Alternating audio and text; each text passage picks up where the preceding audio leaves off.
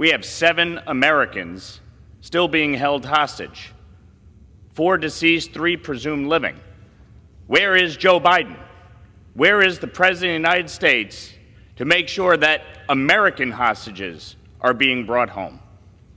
It is shameful the way this administration has allowed these hostages to languish. They have not put adequate pressure on our allies. They have failed miserably in the responsibility to get Americans home. And when in fact there have been ceasefires, and when in fact hostages have been released, Americans have not. It is shameful. And so I rise in support of the Illegitimate Court Counteraction Act to reimpose sanctions on officials working for the International Criminal Court. This institution has continually abused its authority and demonstrated blatant hostility toward our allies and American values. As Israel has continued to defend itself against terrorists in the Middle East, over the objections of this administration, by the way, let's be clear, Sinwar and Nasrallah would still be alive if Netanyahu listened to this administration.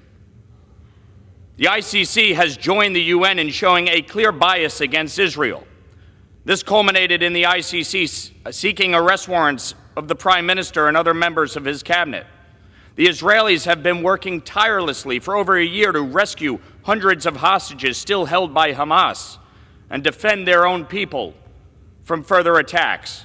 The ICC's actions amount to little more than a political smear campaign cloaked in the veneer of international law. This pattern of behavior from the ICC is not new. This is the same body that has repeatedly targeted the United States and our service members, attempting to investigate and prosecute Americans who have risked their lives to defend our freedom around the world. And so I urge my colleagues to support this critical measure and ensure that the U.S. remains steadfast in defending our allies, protecting our citizens, time has expired. And upholding the tenets that I have yield long the gentleman defied. another 30 seconds. The gentleman is yielded an additional minute. The gentleman is recognized. And upholding the tenets that have long defined our leadership on the world stage.